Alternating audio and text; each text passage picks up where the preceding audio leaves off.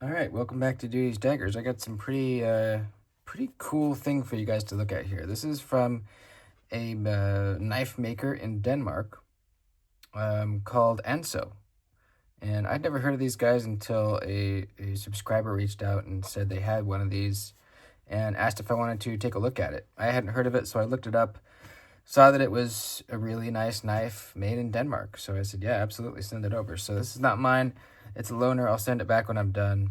I haven't been in here yet, so I'm pretty excited. Like I said, this is an expensive knife, around $925. So it's in the same realm as, these high-end small batch USA knives, like the Arius, Holt, Grimsmo in Canada, Oz Machine Company, SBK, Lamia, sort of stuff like that. This is in the same realm.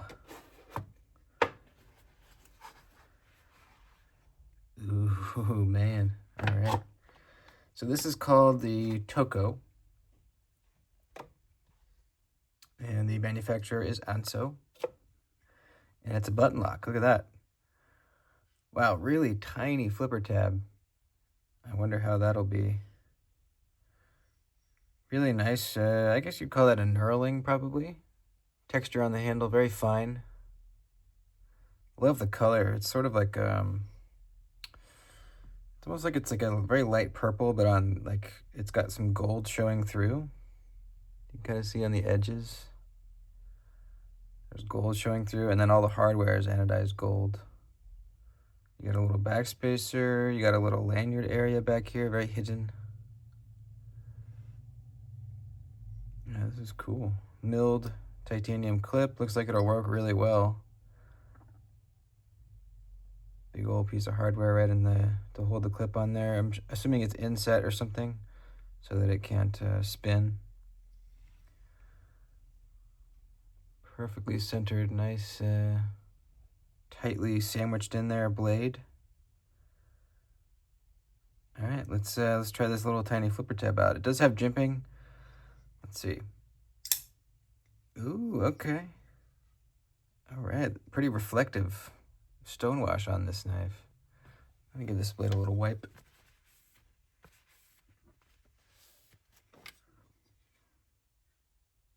Yeah, that is nice. Nice finish.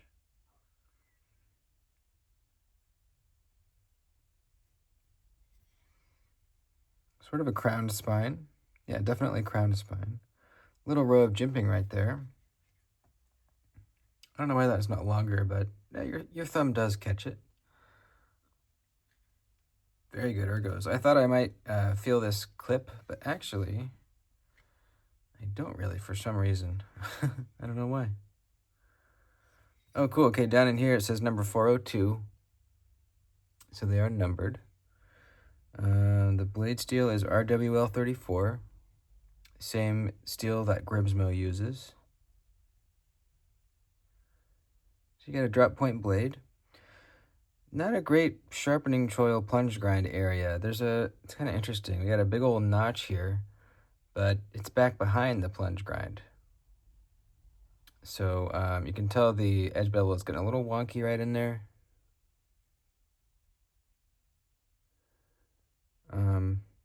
You're definitely gonna have a smile because you can see as you sharpen this back, you're getting into the thick part, one of the thick parts of the plunge grind.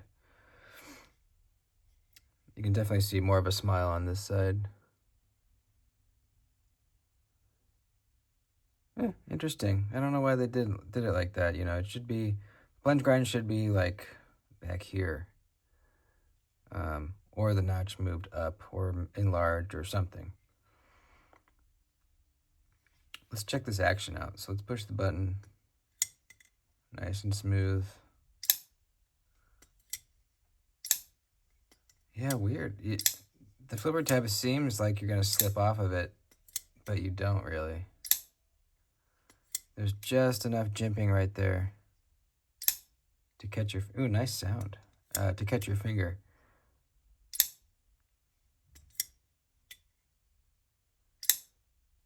That's pretty nice. Very free swinging blade with the button depressed. very smooth. I don't hear anything. Barely. That's nice. So you got a stop pin there.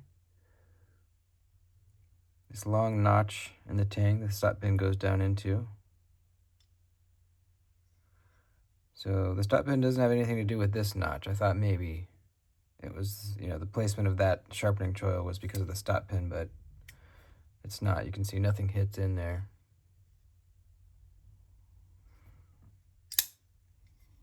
Interesting. Very interesting. What do you guys think? I think the blade looks a little small for the handle. I feel like the blade to handle ratio might be slightly off. That's sort of a nitpicky thing that does bother me with some knives. When the blade to handle ratio is off this much, it sort of throws my eye off looking at it. I just sense that like something's off with it. It's almost a subconscious thing. Let's do some measurements. We got a 3 3/8 inch blade, slightly over. No, it's 3 3/8. Measuring from this sort of point right here.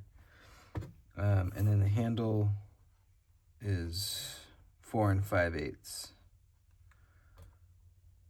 So pretty big difference.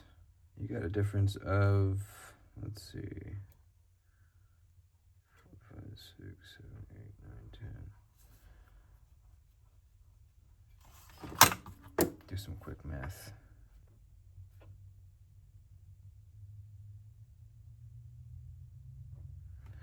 Yeah, I'm not gonna do the math right now. It's a pretty big difference. Overall, I think it's a really good sized knife. Let's do some comparisons. How about an Arius? How about a Grimsmo Rask?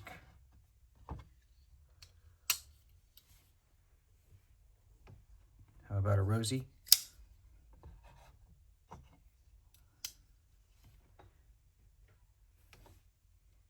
How about an XM18 maybe?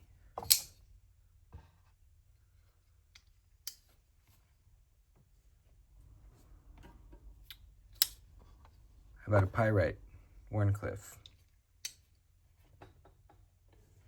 80-20.5. Just kind of doing a wide variety of things so that you guys can, hopefully you guys own one of these knives so that you can get an idea of how large it is.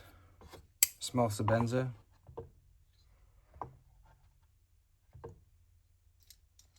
So there you go. I think it's a great size. Ergos are excellent. Now you can kind of choke up right here. They do give you a nice flat spot. Not large, but it's there. And it's relatively comfortable. So you can choke up right in there if you like. I do feel a little bit far away from the edge back here. But they do give you this choke up area, so that's great. The geometry of the blade, let's see here. It doesn't feel crazy thin behind the edge, but not crazy thick either. For the blade stock thickness, we've got 118 thousandths. That's nice on the thin side. Behind the edge thickness, we've got nice 12 thousandths. That's pretty good. 11 there. And up to 13 thousandths toward the tip. That's great.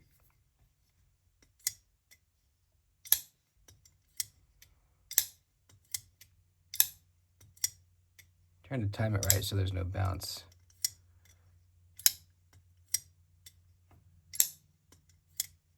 There we go. It definitely wants to bounce a little bit.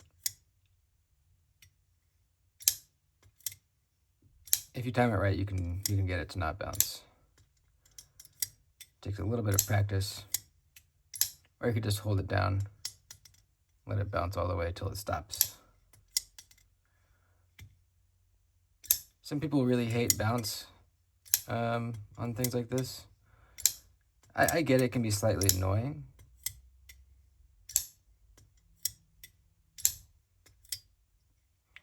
I don't think it's that bad on this one. but definitely a little bit of bounce. Overall, I think this is pretty cool.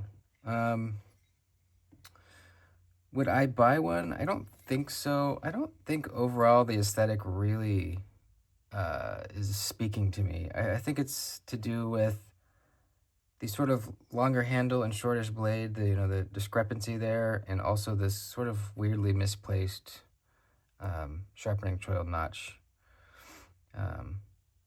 Maybe if that wasn't there and the plunge grind came all the way back to where the scale started, giving you more cutting edge and just no choil, or maybe a very small one, I think that would help with the blade to handle ratio looking off, definitely. Also help with, you having a better sharpening choil. I think with that change, I might find this much more appealing, but even without that, this aesthetic might appeal to some people. I'm sure it does. It is a pretty good looking knife. It seems very well made.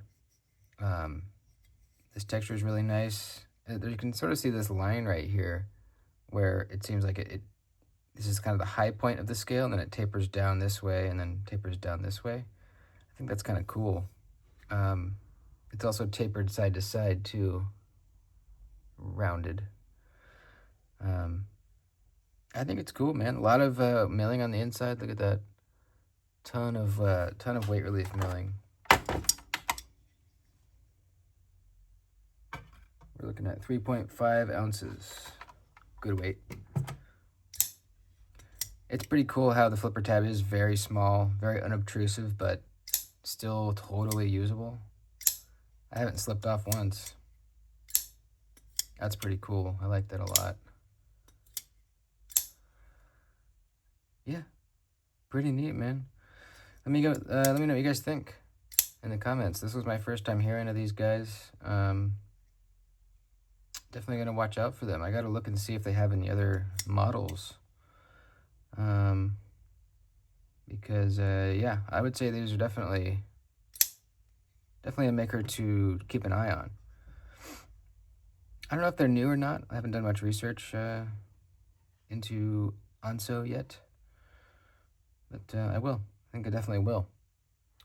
That's it. Thanks for watching, guys. Like the video before you head out. Let me know what you think of the knife in the comments. See you next time.